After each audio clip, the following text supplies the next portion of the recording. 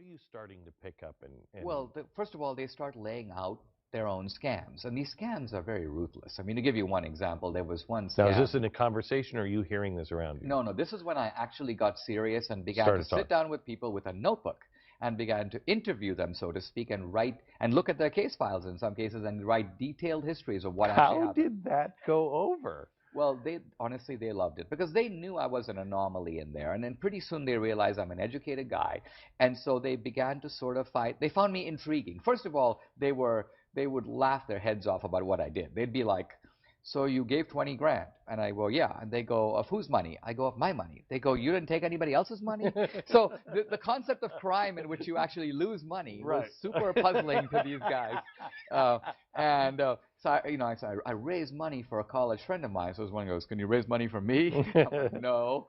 So, but as I got to know them, they would tell me things that would actually make my hair stand up a little bit. There was one scheme these guys had, and it involved both the Mexican mafia and some of the black gangs in LA, and it was a scam on the homeless. What they would do is they'd go to the homeless guys and they'd say, "Oh, we have established a charity fund. We actually want to sign you up for 100 grand in life insurance. The good news is we're going to pay your premiums. But the beneficiary won't be you. It's going to be this youth charity that we've set up. So when you pass away, God forbid, the money will go to the youth charity. But the good news is we're willing to give you $5,000 right now for your trouble in signing up for this program. You just have to list us as the beneficiary of the program so that our charity can benefit from it when you die." It seems like a can't say no deal. 5 grand straight up, plus you're doing good for society, and you don't have to pay the premiums. So you sign up for the program, and then, mysteriously, shortly thereafter, something happens to you and you're dead.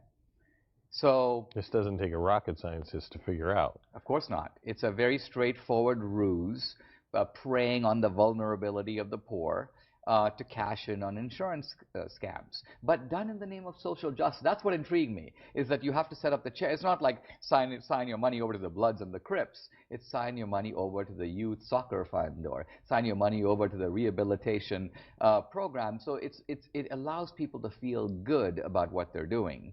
Now, the moment I began to think about that, I began to realize that if you look at some of the operations, let's just call it, of the Obama gang, or if I can speak slightly facetiously, the Hillary gang, look at healthcare.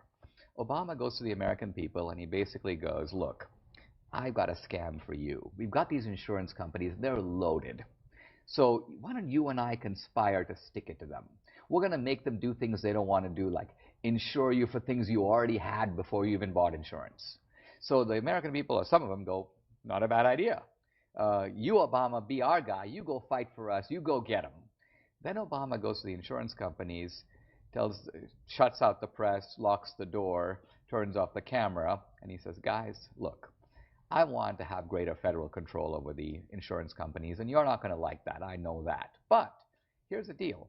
I'm going to force millions of Americans who don't want, perhaps don't need, certainly don't want to pay for health insurance, but I'm going to make them buy it.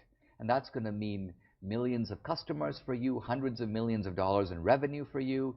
So this is a profit scheme between you and us. We both benefit." So here's my point, Glenn. What is presented as a scam, Obama and the American people ripping off the insurance companies, is actually the opposite. Obama and the insurance companies ripping off the American people. It's a beautiful bait and switch. So we can argue all day about whether Obamacare works, but I began to see it as exactly the kind of thing that a bunch of guys in my confinement center would have thought of and figure Wow. and literally, if I described it to them that way, they go, I mean, they use obscenities, but they would be like, "Wow, this guy's pulling things off at a scale that we, the stupid criminals who got Wow. caught, we couldn't even envision."